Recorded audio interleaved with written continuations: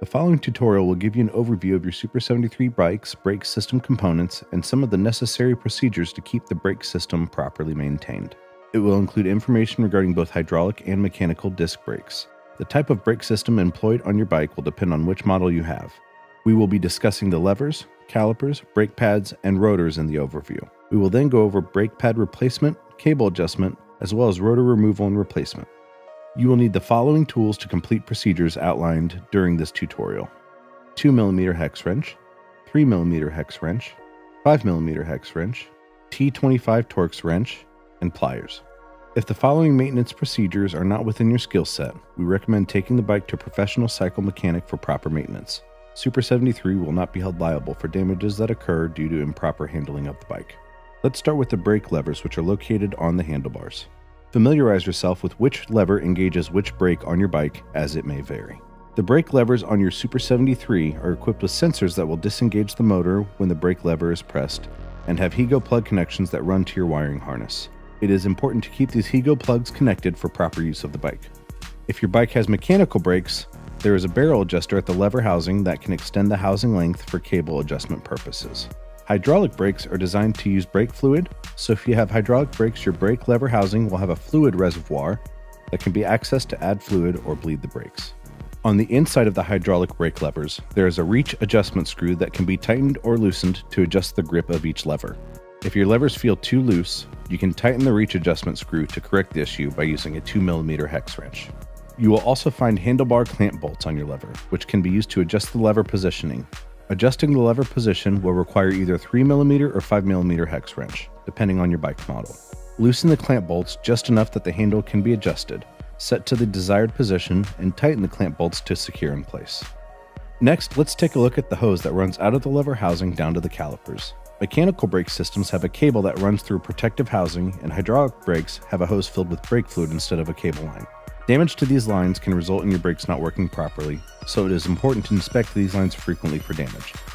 We will now go over the brake calipers. The brake calipers are located on the frame near the front and rear disc rotors. The calipers are mounted to the frame with two 5mm hex bolts.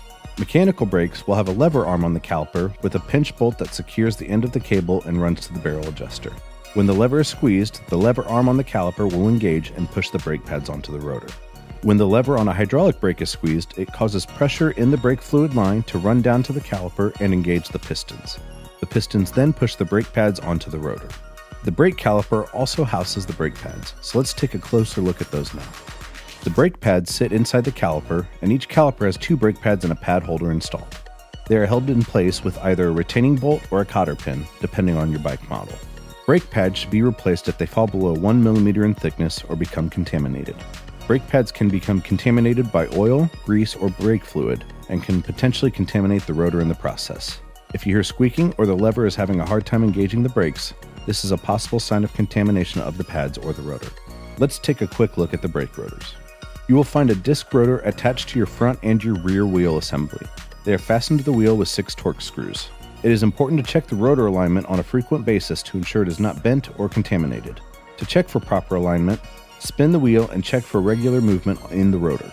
If you find any irregular movement, first check that the wheel is properly seated on the frame and that the rotor is fully tightened onto the wheel. If you still find irregular movement occurring, you may need to replace the rotor. Contact customer care if you need to order a new rotor for your bike. We will review rotor removal and replacement later in the video. Now that we have gone over the main components of your brake system, let's go over some of the common procedures necessary for maintaining your Super 73's brakes. We will start with brake pad replacement. Brake pads are available to purchase directly from Super 73 on our website. Be sure you are purchasing the pads that correlate to your specific bike and brake model, as different models employ different size brake pads. To remove the brakes, first you must remove the 2 bolts that fasten the caliper to the frame with a 5mm hex wrench. Once the caliper has been removed, you will need to remove the retaining bolt or cotter pin keeping the pads in place. For hydraulic brakes, you may need to remove a small bolt clip before you can unscrew the retaining bolt. The retaining bolt can be unscrewed with a 3mm hex wrench. For mechanical brakes, carefully bend the cotter pin until it is straight with pliers, then pull the pin out of the caliper.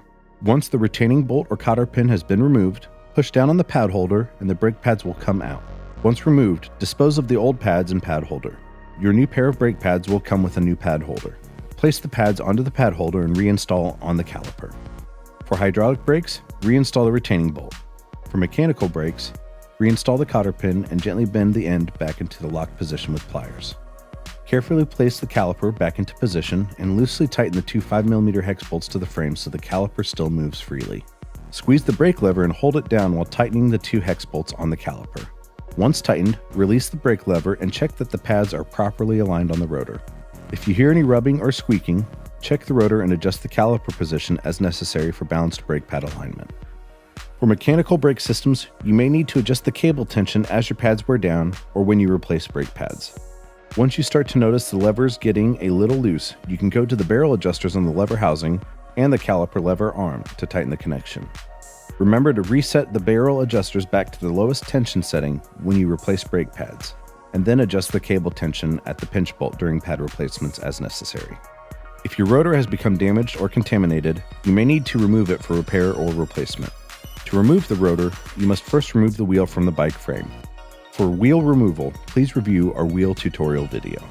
Once the wheel has been removed from the frame, you'll need a T25 Torx wrench to remove the 6 screws. Set screws aside for reinstallation and then guide the rotor off of the wheel. To reinstall the rotor, guide it back into place on the wheel and then loosely put all 6 screws into place. Tighten one screw at a time, working your way around the rotor in a crisscross pattern, alternating sides with each screw tightened. Once all screws are fully tightened, the wheel is ready to be reinstalled on the bike. Once the wheel has been reinstalled, verify that the rotor is not rubbing against the brake pads when the wheel turns. If it is not properly aligned, check that the wheel has been properly seated on the frame and adjust as necessary to properly align the rotor with the brake pads. This concludes the overview of your brake system and general maintenance procedures. If you are having issues with your brake system and need support, please contact Super73 directly by sending an email to customercare@super73.com or calling 814-747-9072, and a rider advocate will be able to assist you.